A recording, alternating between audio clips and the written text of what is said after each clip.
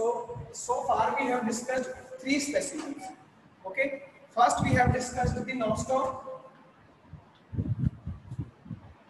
we have discussed the ectocarpus, and also we have discussed the Polysiphonia. क्योंकि first year में हमें mainly algal specimens and fungal specimens पढ़ने हैं, algae and fungus के, ठीक है, माइक्रोब्स का पेपर है. So ectocarpus video is already uploaded. Today we will study the nostoc and Polysiphonia. Okay, and more exactly we will revise them, क्योंकि कुछ students ने बाद में ज्वाइन किया था. I am just revising these 2 specimens. So if I talk about the algae,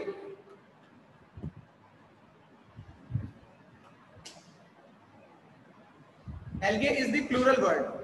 चलिए बताइए, visible है बोर्ड? चैट बॉक्स में बताइए.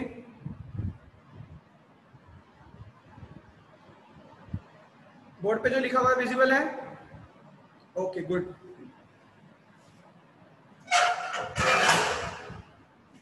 एल्गी की अगर बात करें तो एल्गी प्लांट किंगडम के सबसे प्रिमिटिव प्लांट्स हैं. देखिए पूरे प्लांट किंगडम में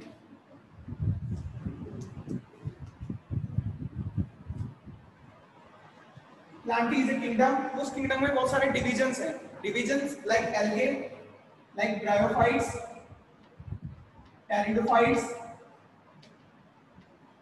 These are considered as lower plants. Okay. Along with them, the gymnosperms, higher plants, and the most advanced plants that were the angiosperms. So that are the angiosperms. All of the divisions are commonly plant. Means all of the characters that should be considered as a plant will be present in all the divisions. सभी division के plant के characters जरूर present होंगे. But division to division characters vary करते हैं. Even within a division फिर क्या होती है, आपकी families या order होते हैं, उनके अंदर भी फिर कुछ characters क्या करते हैं, vary करते हैं. Plants जो होते हैं वो autotrophic होते हैं. Except a few plants are autotrophic.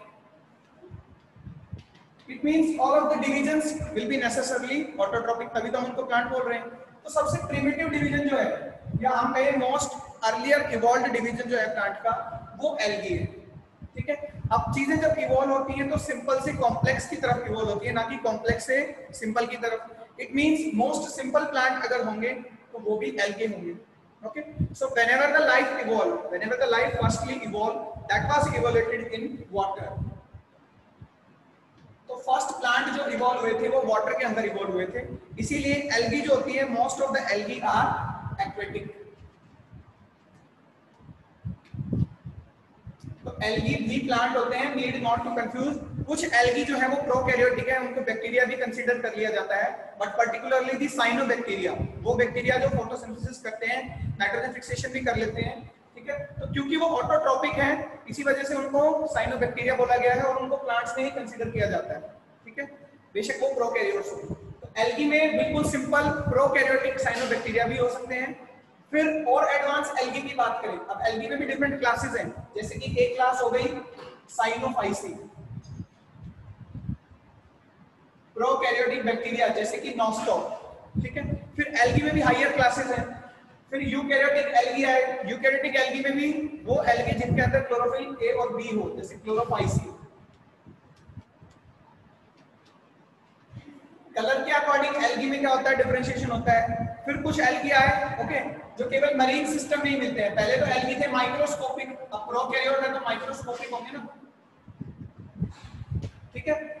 Microscopic है, वाटर में ही रहते हैं या ह्यूमिड एनवायरनमेंट में रहते हैं. एक्वेटिक में भी 2 चीजें हैं, आपका मेरीन इकोसिस्टम में भी हो सकते हैं या फ्रेश वाटर में भी हो सकते हैं. Most of the algaes are found in marine ecosystem, जो सॉल्टी वाटर होता है. ठीक है. समुद्र का या ओशन का जो पानी है उसके अंदर एल्गी मिलते हैं मोस्टली. कुछ फ्रेश वाटर में भी मिलते हैं, जैसे रिवर्स में या लेक्स में. तो बहुत सारा डिफरेंशिएशन है. कुछ होती है रेड कलर की रोडोफाइसी, कुछ ब्राउन कलर के होते हैं फियोफाइसी. तो इस तरह से कलर के अकॉर्डिंग डिफरेंस है. पिगमेंट्स अलग होते हैं. नेसेसरली फोटोसिंथेटिक जरूर होंगी सभी. जो वाटर के अंदर मिल रही है उनके अंदर वाटर सोल्यूबल पिगमेंट ज्यादा होंगे, जैसे कि फाइकोबिलिन्स. ठीक है. क्लोरोफिल वाटर में इनसोल्यूबल होता है, तो हायर प्लांट्स में क्लोरोफिल ज्यादा होता है, एंजियोस्पर्म या जिम्नोस्पर्म्स में. वाटर के जो प्लांट्स है, एक्वेटिक प्लांट्स जो होते हैं, उनके अंदर वाटर सोल्यूबल पिगमेंट्स जैसे कि फाइकोबिलिन्स, फाइकोएरिथ्रिन, फाइकोसाइनिन, ये ज्यादा होते हैं. तो एल्गी क्या है, बेसिक आउटकम मैंने आपको बता दिया है, स्मॉल प्लांट्स होते हैं, जनरली हिंदी में काई बोला जाता है, और हमारे आसपास जो फ्रेश वाटर में काई लगती है वो ब्लू ग्रीन एल्गी या ग्रीन एल्गी ही कॉमन होती है। ठीक है, हमारे आसपास रोडोफाइसी या फियोफाइसी नहीं मिलते क्योंकि ये मरीन होते हैं और हमारे आसपास मरीन इकोसिस्टम नहीं है। ठीक है, मरीन जो है ओशन या सी हमारे आसपास नहीं है, तो हमारे आसपास साइनोफाइसी या क्लोरोफाइसी नॉर्थ इंडिया में यही कॉमन होते हैं।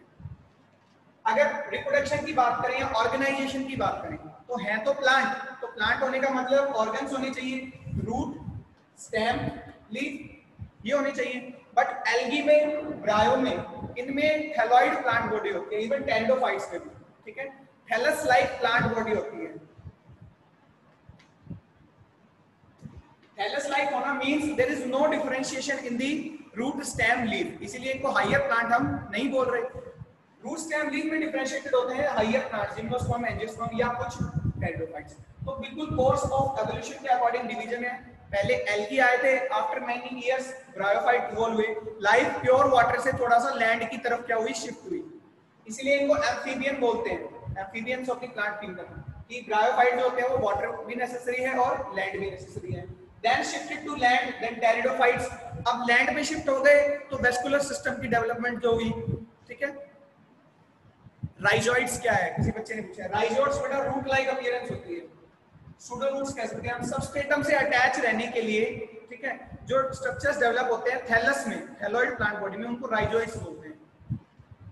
ओके, तो रूट नहीं है वो, ये ध्यान रखिएगा। क्लियर है बेटे डाउट? मोहित कुमार?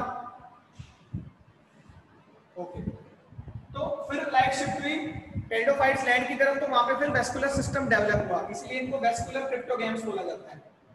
क्रिप्टोगैम का मतलब है non seed producing plant. Algae के अंदर मेल रिप्रोडक्टिव पार्ट भी है, फीमेल रिप्रोडक्टिव पार्ट भी है, दोनों पार्ट है, तो फर्टिलाइजेशन भी होगा, फर्टिलाइजेशन होगा तो जाइगोट भी बनेगा। ठीक है, एल्गी के अंदर जाइगोट भी बनेगा, बट फर्दर डेवलपमेंट नहीं होगी, higher development, embryo, seed and the fruits they will not develop. तो नॉन सीड, जिनमें सीड नहीं बनता, एल्गी, ब्रायो और टेरिडो में सीड नहीं बनता, इसलिए इनको क्रिप्टोगैम बोलते हैं। और टेरिडो में वेस्कुलर सिस्टम डेवलप हो जाता है, इसलिए इनको वेस्कुलर क्रिप्टोगैम बोला जाता है, टेरिडोफाइट्स। फिर इनमें फर्दर सारे ऑर्गन, सारे रूट डिफरेंशिएटेड होती हैं और स्टेम, लीफ सब कुछ बनता है ये हायर प्लांट से। ठीक है, तो एल्गी का डिवीजन, एल्गी का रिप्रोडक्शन भी प्रिमिटिव होता है, केवल फर्टिलाइजेशन होता है। ठीक है, आपका एम्ब्रियो या कॉटिलिडन्स या आपके फ्रूट, सीड ये सब नहीं बनेंगे। तो एल्गी में सबसे बेसिक क्लास, जो पहली क्लास आती है प्रोकैरियोटिक सेल जिनके अंदर हो, साइनोबैक्टीरिया, उसका एक इंपॉर्टेंट मेंबर है nostoc, that we will study.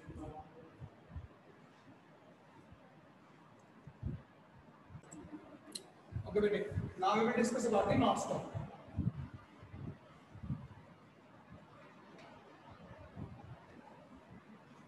Nostoc जो है ब्लू ग्रीन एल्गी कहते हैं इसको। ब्लू ग्रीन एल्गी क्यों बोला जाता है? क्योंकि इनका कलर जो है वो ब्लू ग्रीन है। ठीक है, साइनोबैक्टीरिया भी है ये,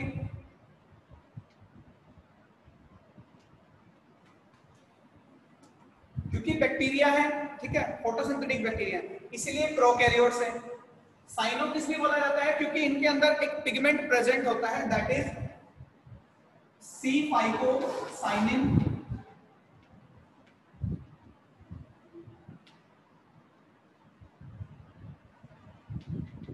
एक पिगमेंट होता है बेटे सी फाइकोसाइनिन। साइनिन पिगमेंट की वजह से, साइनिन पिगमेंट इनको ब्लू ग्रीन कलर देता है, मेनली ब्लू कलर देता है साइनिन पिगमेंट। ग्रीन कलर देता है इनको क्लोरोफिल, क्योंकि क्लोरोफिल ए भी प्रेजेंट होता है। क्लोरोफिल ए सभी प्लांट्स में प्रेजेंट होता है, चाहे एल्गी हो, ब्रायो हो, एल्गी की भी सभी क्लासेस में प्रेजेंट होता है। उसके अलावा फाइकोइरिथ्रिन भी प्रेजेंट होता है।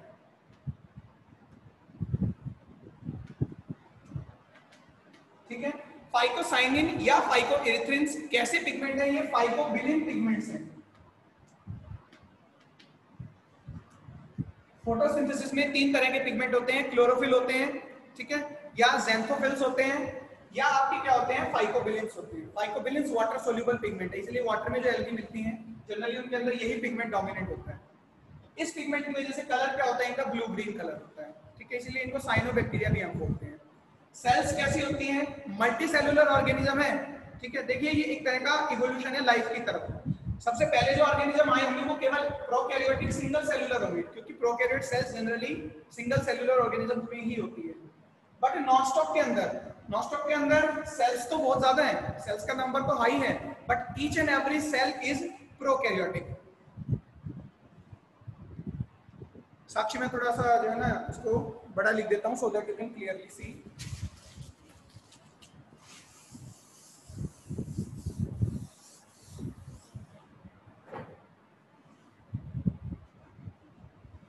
नॉस्टॉक में क्या होता है बेटे, प्रोकैरियोटिक सेल्स होती है। कॉलोनियल एल्गा है, कॉलोनीज में अरेंज होता है, ठीक है, अकेला नहीं मिलता, कभी भी नॉस्टॉक की बॉल्स मिलती है इस तरह से, बहुत सारे नॉस्टॉक मिलके एक बॉल बनाते हैं। अब एक इंडिविजुअल नॉस्टॉक क्या होता है, इंडिविजुअल नॉस्टॉक में सेल्स हैं, this is one cell, squarish cells होती है बेटे,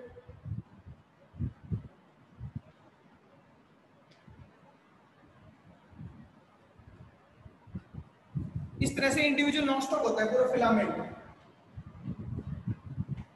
ये सारी स्क्वेरिश सेल्स हैं, इनमें कुछ सेल्स तो होती हैं वेजिटेटिव सेल्स, ठीक है, non reproductive cells. Vegetative cells होती है सिंपली जो मेन थैलस को फॉर्म कर रही है या इस पूरे फिलामेंट को फॉर्म कर रही है। साक्षी अब दिख रहा है?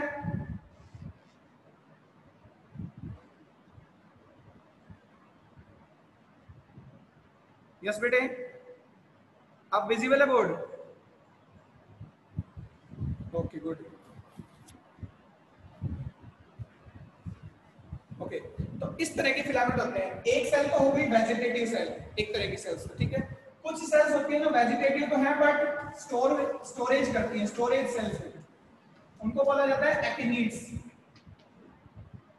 AKINETS, एक्टिनिड्स सेल्स बोला जाता है जो स्टोरेज भी करती हैं, वेजिटेटिव सेल्स। कुछ सेल्स होती हैं जो नाइट्रोजन फिक्सेशन करवाती हैं, किसमें? साइनोबैक्टीरिया में कुछ सेल्स ऐसी होती हैं थैलस में ही जो नाइट्रोजन फिक्सेशन कराने का काम करती है, जिनको हेटेरोसिस्ट बोला जाता है, ठीक है, HETERO, हेटेरोसिस्ट। हेटेरोसिस्ट सेल्स का वर्क क्या है? नाइट्रोजन फिक्सेशन कराना। इसीलिए जब आप नाइट्रोजन मेटाबॉलिज्म पढ़ेंगे तो वहां पे कैटेगरीज आती हैं, कुछ फ्री लिविंग बैक्टीरिया होते हैं, कुछ सिम्बायोटिक बैक्टीरिया होते हैं। तो नॉनस्टॉप फ्री लिविंग होकर भी नाइट्रोजन फिक्सेशन कर सकता है और किसी के साथ एसोसिएशन में रहकर भी सिम्बायोटिकली भी नाइट्रोजन फिक्सेशन कर सकता है नॉनस्टॉप, दोनों तरह से नाइट्रोजन फिक्सेशन करता है। तो हेटेरोसिस्ट सेल के अंदर ऐसा क्या है कि नाइट्रोजन फिक्सेशन हो जाए? तो आपने पढ़ा होगा एक मोस्ट इंपोर्टेंट एंजाइम होता है नाइट्रोजिनेज।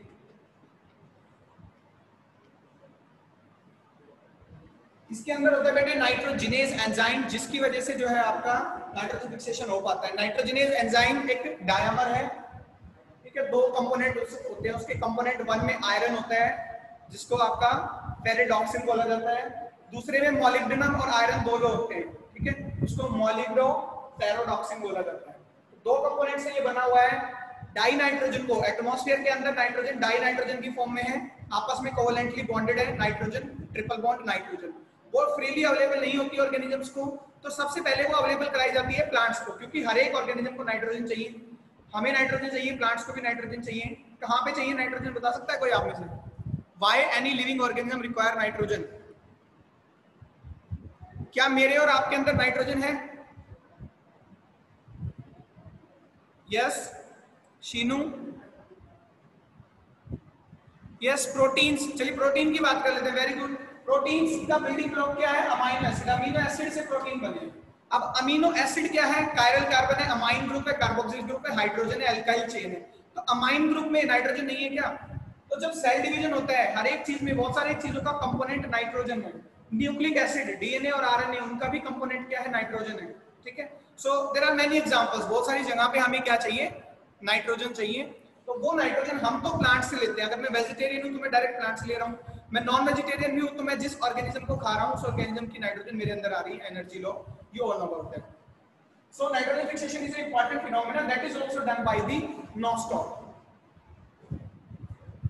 तो फिलामेंट्स जो होते हैं इसमें तीन तरह की सेल्स हैं, वेजिटेटिव सेल, कुछ वेजिटेटिव सेल्स जो स्टोरेज करती है वो एक्टिनिड्स, और कुछ सेल्स होती है हेटेरोसिस्ट, ठीक है, कुछ सेल्स होती है हेटेरोसिस्ट। अब ये बन गया एक फिलामेंट।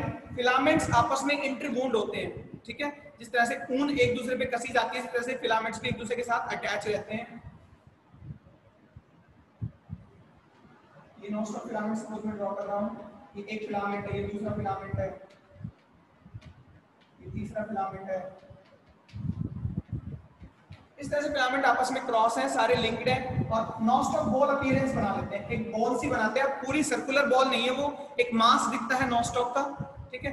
उस एक मास के अंदर, उस एक बॉल के अंदर लाखों नॉस्टॉक होते हैं, नॉस्टॉक फिलामेंट होते हैं, क्योंकि ये बहुत ही माइक्रोस्कोपिक ऑर्गेनिज्म है, ठीक है।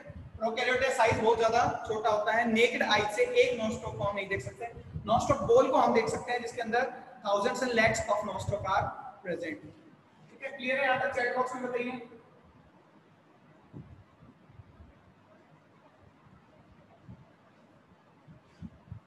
यस, यहाँ तक क्लियर है? ओके। एक इंडिविजुअल प्रोकैरियोटिक सेल की मैं बात करूं वेजिटेटिव की, ठीक है, तो जो सेंट्रल पोर्शन होता है बेटा ये होता है कलरलेस। एक इंडिविजुअल सेल का सेंट्रल पोर्शन कलरलेस होता है, यहाँ कोई साइनोफाइसिन पिगमेंट नहीं है, ठीक है। इस सेंट्रल पोर्शन को बोला जाता है सेंट्रोप्लाज्म, ओके। इसके सराउंडिंग मीडियम को बोला जाता है क्रोमोप्लाज्म, जो ब्लू कलर का होता है या ब्लू ग्रीन कलर का कहेंगे हम।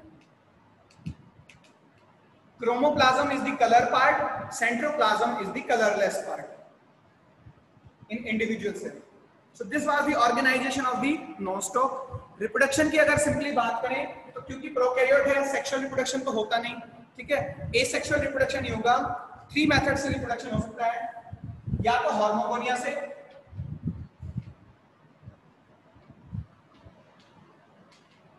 ठीक है। अब हार्मोगोनिया क्या होते हैं? सिंपली वेजिटेटिव रिप्रोडक्शन का ये टाइम है, फ्रेगमेंटेशन का टाइप है। जिस तरह से किसी भी ऑर्गेनिज्म में फ्रेगमेंटेशन होता है, इसी तरह से हेटेरोसिस्ट के पास से सेल्स ब्रेक डाउन हो जाएंगे, नॉस्टॉक का फिलामेंट ब्रेक डाउन हो जाएगा, ठीक है। मैं एक बार दोबारा से ड्रॉ करता हूं इसको।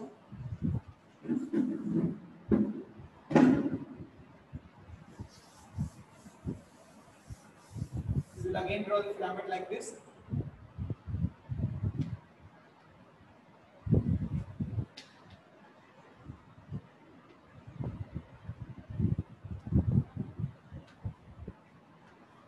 सपोज ये नॉस्टॉक का फिलामेंट है, हेटेरोसिस्ट के पास से जो है आपका फिलामेंट ब्रेक डाउन हो जाएगा,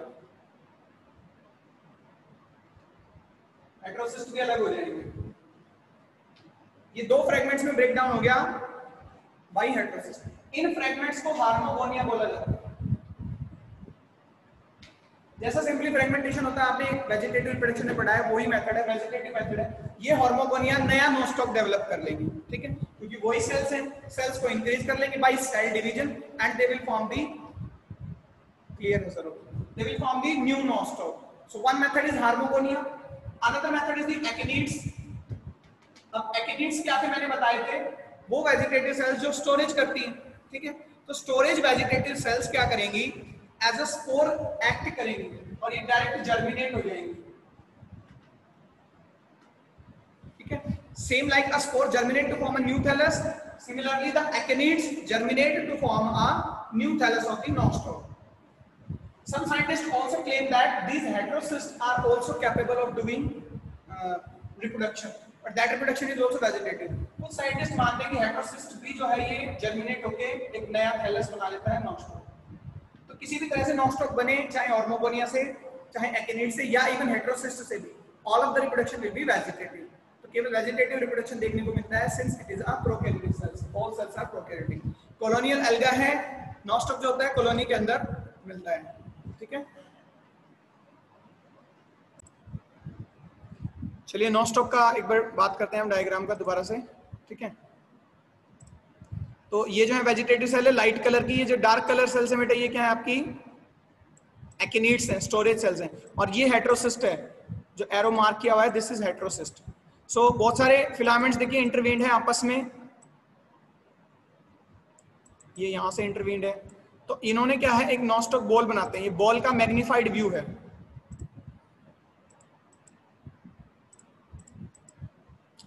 This is another nostoc.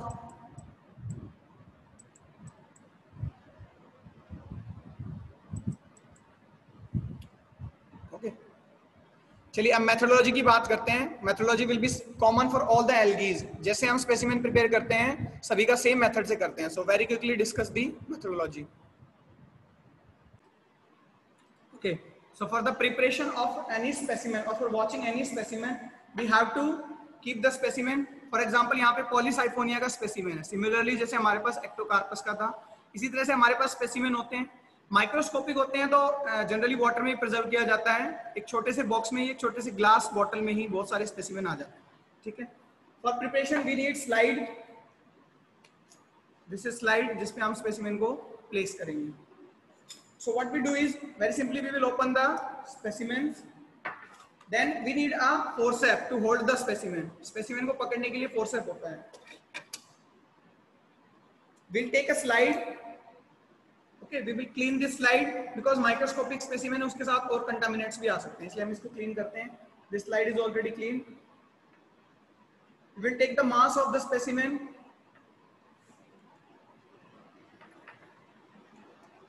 इसमें से एक ब्रश देना है ड्रॉ में. देखिए जब टिश्यूज की आप कटिंग करें, स्पेसिमेन मैंने ले लिया, इस पे टिश्यूज की जब कटिंग करते हैं तब आपको ब्लेड चाहिए, बट यहाँ पे कोई ब्लेड नहीं चाहिए. स्पेसिमेन्स आर ऑलरेडी अवेलेबल. अब स्पेसिमेन जो होते हैं वो कलरलेस होते हैं बिकॉज उनको प्रिजर्व किए बहुत ज्यादा टाइम हो चुका है. ठीक है. So due to preservation specimens become colourless. तो स्टेनिंग करनी पड़ती है. डिफरेंट स्पेसिमेन्स के लिए डिफरेंट स्टेन्स होते हैं. फंगस के लिए हम एसिटोकार्मिन यूज कर सकते हैं, यहाँ पे हम सेफ्रनिन यूज कर रहे हैं. So this is stain, this is diluted. Pure stain use करेंगे तो स्पेसिमेन केवल रेड ही दिखेगा, nothing else. So we are staining the specimen. Then we have to look it into the microscope, but before that one thing you should remember is that we have to put a cover slip at there. इस पे हम cover slip place करेंगे.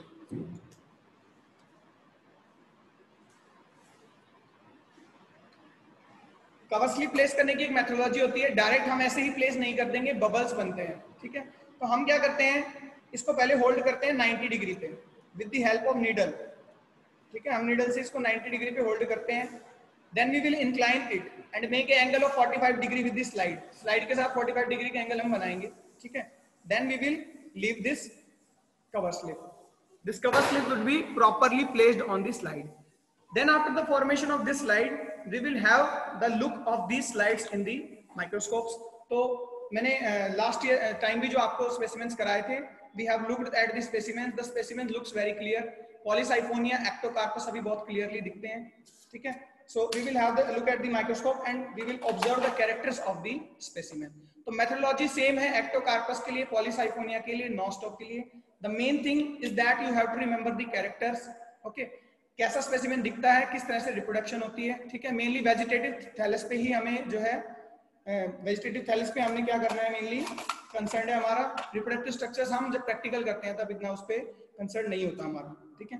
तो Polysiphonia, nostoc, Ectocarpus सबके लिए methodology क्या है आपकी, सेम है.